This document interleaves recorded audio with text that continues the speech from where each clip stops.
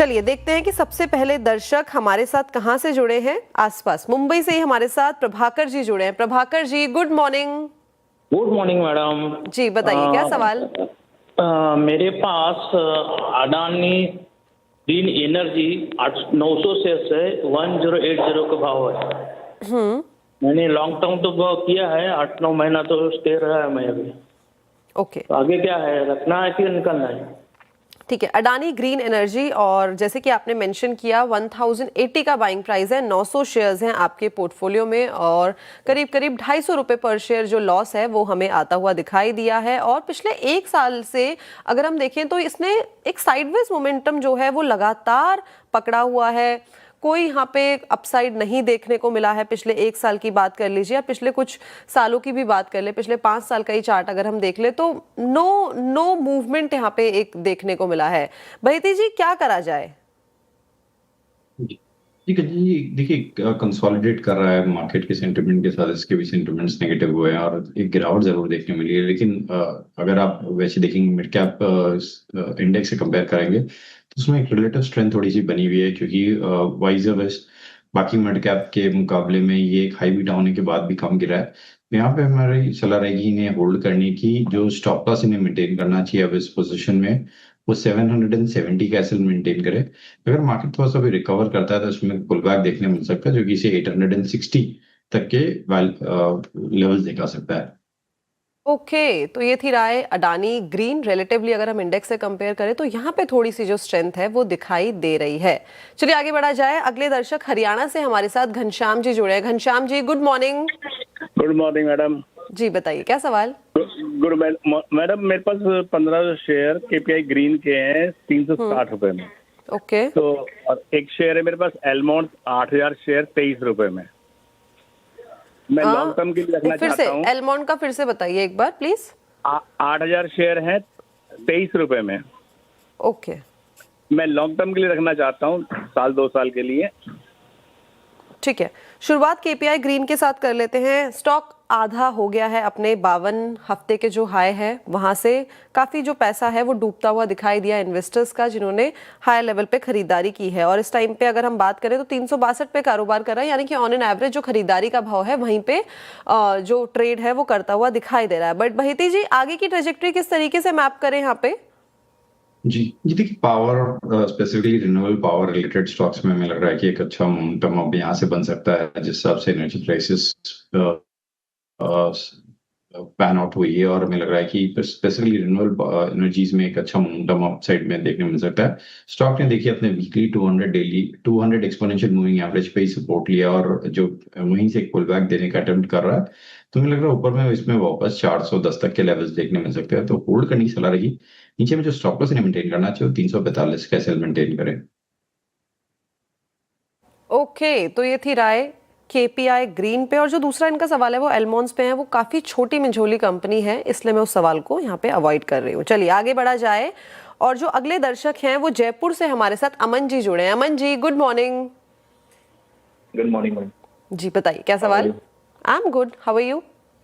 I am good too. जी। It's KFin tech. मेरे पास जो एवरेज प्राइस है वो है 1057.95 और 104 शेयर्स हैं एंड लॉन्ग टर्म का होराइजन है मेरा। ठीक है। लॉन्ग टर्म होराइजन और केफिन टेक्नोलॉजीज 892 पे कारोबार कर रहा है और 1060 की जो बाइंग है वो हमें देखने को मिली है। बहिती जी, क्या करा जाए? कंसर्न्स तो इस पूरे के पूरे सेक्टर में भी हमें देखने को मिले हैं। जी देखिए, अगर मैं केफिन टेक की बात करूं तो एक theme as a capital market काफी अच्छी चली थी, लेकिन अब थोड़ा सा प्रॉफिट टेकिंग देखने मिल रहा है यहाँ पे इन लेवल्स पे। बट हमें लग रहा है एक स्ट्रॉन्ग सपोर्ट एरिया के पास ये वापस स्टॉक अवेलेबल है। 2025 में के जो लोज थे फरवरी में वो इसी जोन्स में बने थे, पर यहाँ से एक स्ट्रॉन्ग पुल बैक देखने मिला था, जो कि स्टॉक को वापस 1300 प्लस के लेवल्स दिखाया था। तो मुझे लग रहा है एक स्ट्रॉन्ग डिमांड जोन के पास ये स्टॉक अवेलेबल है अभी। वो यहाँ से एक पुल बैक एंटिसिपेट कर सकते हैं, जो कि इसे 1000 तक के लेवल्स दिखा सकता है शॉर्ट टर्म में। यहाँ पे होल्ड करने की सलाह है। जो स्टॉपर्स ने मेंटेन करना चाहिए वो 850 का एक एसएल मेंटेन करें। ओके, 850 का आपको लगाना होगा एक स्ट्रिक्ट स्टॉप लॉस। चलिए आगे बढ़ा जाए। जामनगर से हिरेन जी हमारे साथ जुड़े। Hiren ji, good morning. Good morning ma'am. जी बताइए, क्या सवाल। काइनास्टिक मेरे पास 390 के शेयर मेरे पास पड़े हुए हैं, 50 शेयर। ओके 3950 आप बोलना चाह रहे हैं, राइट? जी जी जी जी जी जी जी ठीक है। लॉन्ग टर्म का पर्सपेक्टिव है सर आपका? जी जी मैम जी। ओके।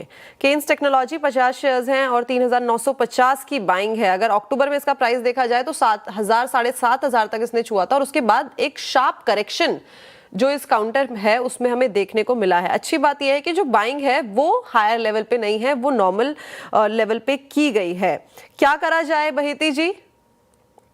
जी, ये देखिए केन्स की अगर मैं बात करूँ, देखिए ओवरऑल केन्स में गिरावट जरूर देखने मिली है, लेकिन हमें लग रहा है कि जिस हिसाब से वापस जो एक सपोर्ट जोन के पास ये स्टॉक अवेलेबल है, यहाँ से एक बाउंस बैक देखने में मिल सकता है। अगर मार्केट थोड़ा भी रिकवर करेगा तो इसमें एक स्ट्रॉन्ग सपोर्ट एरियाज पे ये ट्रेड कर रहा है और यहाँ से हमें पुल बैक देखने मिल सकता है।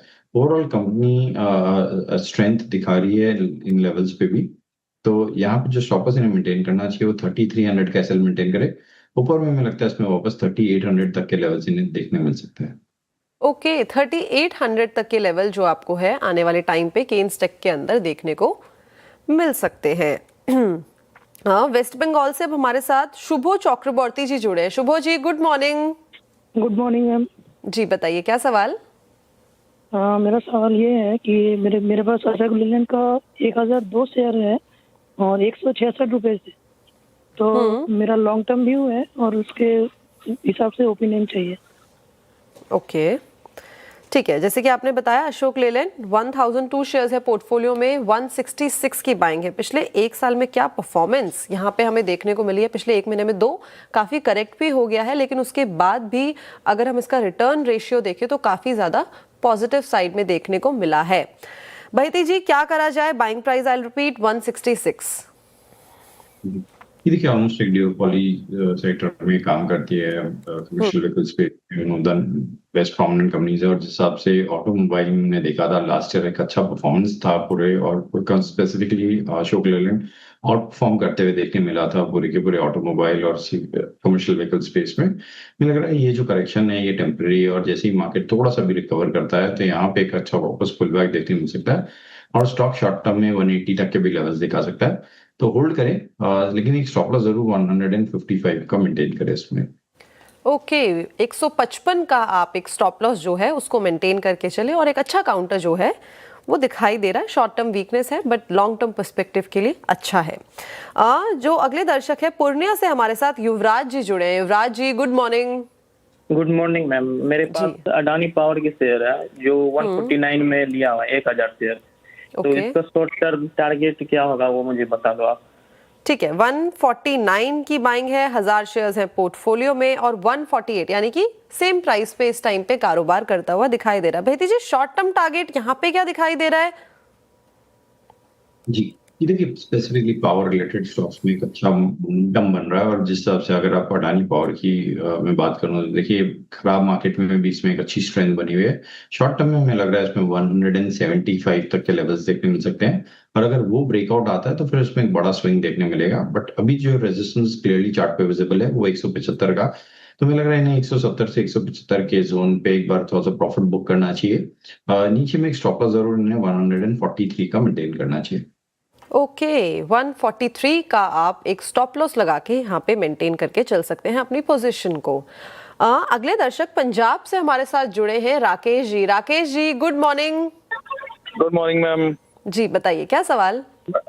मैडम मेरे पास प्रोटीन है 276 शेयर्स है मेरे पास और 739 का मेरा अभी एवरेज ट्रेडिंग प्राइस चल रहा है। ओके तो वैसे तो मेरा इसको लॉन्ग टर्म होल्ड करने का ही प्लान था पहले, पर अब मार्केट का जो वोलेटाइल मार्केट देख के मेरे को समझ नहीं आ रहा है इसको लॉन्ग टर्म होल्ड करना चाहिए या निकलना चाहिए इसमें से। ठीक है मार्केट वॉलेटाइल है और इनफैक्ट ये इस काउंटर की बात करी जाए तो यहाँ पे भी हमें पिछले एक साल में, क्योंकि अभी रीसेंट लिस्टिंग है, एक साल ही हुआ है इसकी लिस्टिंग को, काफ़ी ज़्यादा वॉलेटिलिटी जो है वो देखने को मिली है। पैसा काफ़ी डूब गया है इन्वेस्टर का। 1400-1450 में ये लिस्ट हुआ था मार्केट में फरवरी के महीने में और वहाँ से आप देखिए 400-450 पे ही ये जो स्टॉक है रह गया है। वेल्थ डिस्ट्रॉय काफ़ी ज़्यादा हुई है। बहेती जी क्या करा जाए? Buying price I repeat 737। ये देखिए बहुत हाइप्ड आईपीओ था, 700 पे 750 के करीब आईपीओ आया था और वहां से एक वन वे रैली हमने देखी थी, ऊपर की तरफ खुला था और वहां से कंटिन्यूअसली प्रॉफिट टेकिंग देखने मिली है आईपीओ खुलने के बाद से। हमें लग रहा है कि काफी गवर्नमेंट डिपेंडेंसी है इस कंपनी में, और जब हमने देखा था एक इनका कॉन्ट्रैक्ट गया था तो वहां पे एक मैसिव सेलिंग देखने मिली और वो सेलिंग अभी तक रिकवर कभी भी नहीं होते हुए देखने मिली। कोई भी पुल बैक आ रहा है तो हमने देख रहे हैं कि इसमें मार्की इन्वेस्टर्स एग्जिट कर रहे हैं धीरे धीरे। तो यहाँ पे हमारी सलाह रहेगी कि कोई भी पुल बैक आता है तो इसमें से एग्जिट कर लें। पुल बैक आता है तो यहाँ पे आप अपनी जो पोजीशन है उसको एग्जिट करके चल सकते हैं। चलिए वक्त है सोशल मीडिया जो क्वेरीज है उनको एड्रेस करने का। सबसे पहला सवाल रोहित जी का आया है। बहिती जी इनके पास केपीआईटी के ऊपर ही पूछ रहे हैं ये सवाल, जो हमने इससे पहले भी एड्रेस किया था। इनका जो एवरेजिंग कॉस्ट है वो है 450 रुपये का। बोल रहे हैं इस टाइम पे जो सही स्ट्रैटेजी होगी वो क्या करनी चाहिए हमें केपीआईटी। जी कल ये देखिए ओवरऑल टेक स्पेस में टेक कंपनी में प्रॉब्लम है और हमें लग रहा है कि यहाँ पे अभी थोड़ा सा वेट एंड वॉच करना चाहिए टेक कंपनियों में, स्पेसिफिकली लार्ज कैप कंपनियों में। बट केपीआईटी एक मिड कैप कंपनी है तो यहाँ पे हमें लग रहा है कि ऊपर में साइड काफी लिमिटेड हो सकते हैं और डाउन साइड में नीचे शायद और स्लिप हो सकता है। तो यहाँ पे अगर इनके पास लॉन्ग है तो एक स्ट्रिक्ट स्टॉप लॉस 630 का रखें। ओके स्ट्रिक्ट स्टॉप लॉस रखना होगा आपको 630 रुपए का। आगे बढ़ते हैं और इरफान जी का सवाल आया है बजाज फिनेंस के ऊपर। एक सेकंड मैं भी चार्ट खोल लेती हूँ बजाज फिनेंस के ऊपर। और टोटल क्वांटिटी इनके पास 5 ही है पोर्टफोलियो में। 216 की जो बाइंग प्राइस है वो करा हुआ है। शानदार बाइंग प्राइस जो है वो देखने को मिला है और इस टाइम पे अगर बात करें तो अच्छी खासी तेजी जो है वो देखने को मिल गई है। क्या करा जाए यहाँ पे? जी देखिए होल्ड करने की सलाह है, काफी शानदार कंपनी है और इनका जो भाव है प्राइसिंग वो काफी अच्छा भाव पे इन्होंने खरीदा है। तो यहाँ पे होल्ड करें इस पोजीशन को। इस गिरावट में थोड़ा सा और ऐड भी करना है तो कर सकते हैं। नीचे में एक स्टॉप लॉस जरूर इन्हें मेंटेन करना चाहिए, जिसे हम बोलते हैं ट्रेलिंग एसएल मेंटेन करना चाहिए, वो है 780 का। अगर उसके नीचे जाता है तो ये एक बार प्रॉफिट बुक कर ले। बट ऊपर में लग रहा है इसमें एक रिवर्सल आता हुआ देखने मिल सकता है जो कि इस स्टॉक को वापस 880 तक के भी लेवल दिखा सकता है। ओके शानदार प्रॉफिट हो गया है और 880 तक के भी लेवल्स आने वाले टाइम ड्यूरेशन में हमें देखने को मिल सकते हैं। अगला जो सवाल है वैभव जी का आया है भारतीय एयरटेल के ऊपर। इनके पास 500 शेयर्स हैं भारतीय एयरटेल के एंड 1960 की बाइंग प्राइस है।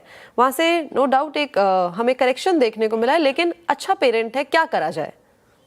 जी सर्टनली होल्ड करने की सलाह है भारतीय एयरटेल में और इनफैक्ट हमारे अभी बाइंग रिकमेंडेशन में भी भारतीय आया है इस गिरावट में। कुछ स्टॉक्स में हम वैल्यू एक्यूमुलेशन बोल रहे हैं तो यहाँ पे भारतीय एयरटेल को होल्ड करें। स्टॉप लॉस इन्हें 1750 के करीब का रखे और ऊपर में हमें लग रहा है इसमें वापस 1840 तक के लेवल में देखने मिल सकते हैं। 1840 तक के जो लेवल्स हैं वो देखने को मिल सकते हैं। मूविंग फॉरवर्ड अगला सवाल निधि जी का आया है स्टेट बैंक ऑफ इंडिया के ऊपर। इनके पास 1500 शेयर्स हैं एसबीआई के एंड बाइंग प्राइस है 734 का। क्या करा जाए यहाँ पे? अच्छे बाइंग प्राइस है, अच्छे बाइंग प्राइस में है और हमें लग रहा है कि होल्ड करना चाहिए इस पोजीशन को। से स्टॉप लॉस को ट्रेल करके ऊपर ले आए 980 के करीब का एक स्टॉप लॉस रखे। अगर मार्केट रिकवर होगा तो एसबीआई या बैंक निफ्टी रिकवर होती है तो एसबीआई थोड़ा सा उसको आउटफॉर्म करता हुआ भी देखने मिल सकता है। ऊपर में हमें लग रहा है वापस इसमें 1100 तक के लेवल्स देखने मिल सकते हैं। ओके 1100 तक के लेवल्स भी एसबीआई के अंदर हमें देखने को मिल सकते हैं। और आज तो हम देख रहे हैं कि प्राइवेट और साथ में जो पीएसयू बैंक्स हैं अच्छी रैली जो है देखने को मिल रही है। ब्रोकरेज रिपोर्ट भी आई थी तो उसका भी एक सपोर्ट मिलता हुआ दिखाई दे रहा है। आगे बढ़ा जाए, जो अगला सवाल है वो आया है बॉम्बे स्टॉक एक्सचेंज के ऊपर। यहाँ पे इनके पास किशोर जी के पास 550 शेयर्स है बीएससी के और जो बाइंग प्राइस है इनका वो है 2630 रुपए का। क्या करा जाए क्योंकि मार्केट की जो वॉलेटिलिटी है वो इनहेरिटेडली यहाँ पे भी हमें देखने को मिलती है? जी देखिए बीएससी और एमसीएक्स दोनों हमारी बाइंग रिकमेंडेशन है। भले एमसीएक्स में थोड़ा सा वॉलेटिलिटी ज्यादा रहती है बट बीएससी में लग रहा है कि जिस हिसाब से एनएससी का आईपीओ भी ड्यू है इसमें एक बहुत बड़ा एक अपसाइड मोमेंटम देखने मिलेगा जब भी वो इवेंट अनफोल्ड होगा। तो यहाँ पे जो इन्हें स्टॉप लॉस रखना चाहिए वो सिर्फ स्टॉप लॉस को ट्रेल करके ऊपर ले आया 2680 के करीब का एक स्टॉप लॉस रखे। इनकी 2630 की बाइंग है तो प्रॉफिट में स्टॉप लॉस को सिर्फ ऊपर में ट्रेल करते रहे। ऊपर में हमें लग रहा है वापस इसमें 2850 तक के लेवल से इन्हें देखने मिल सकते हैं। ओके 2850 तक के लेवल्स जो हैं वो देखने को मिल सकते हैं। क्विकली एक दो सवालों को और एड्रेस किया जाए, और रवि जी का सवाल जो है वो आया है अगला मुथूट फाइनेंस के ऊपर। इनके पास 1600 शेयर्स हैं मुथूट फाइनेंस के and the buying price is 3940 rupees. पिछले एक साल में हमने देखा है कि गोल्ड की जिस तरीके से कीमतें बढ़ी है वही रिफ्लेक्शन स्टॉक प्राइस में भी आता हुआ दिखाई दिया है, लेकिन अब क्या करा जाए? देखिए, अगर मुथूट फाइनेंस की मैं बात करूं तो यहाँ थोड़ा सा हमें लग रहा है कि प्रॉफिट टेकिंग और सीवियर होते हुए देखने मिल सकती है। तो यहाँ पे हमारी सलाह भी फिलहाल स्टॉक में से एग्जिट करने की रहेगी, क्योंकि जिस हिसाब से गोल्ड में वोलेटिलिटी है और करेक्शन आ चुका है, तो यहाँ पे एक बार हमें लगता है कि इनसे प्रॉफिट में थोड़ा सा प्रॉफिट बुक कर लें। ओके, थोड़ा सा प्रॉफिट बुक जो है वो आप करके चल सकते हो। चलिए आगे बढ़ा जाए, और जो अगला सवाल आया है that is on ITC. ITC के यहाँ पे इनके पास 1500 शेयर्स हैं पोर्टफोलियो में, और जो बाइंग प्राइस है वो है 325 रुपीज का। क्या करा जाए? एक तो पेरेंट अच्छा है, काफी सारी की डेवलपमेंट हमने इस पूरे ही स्पेस में होती हुई देखी है, और उसके बाद एक दबाव आ गया है। तो क्या ये जो लोअर लेवल्स है अच्छा मौका है कि यहाँ पे हम बाइंग करके चल सकते हैं, और जस्ट टू अवॉइड?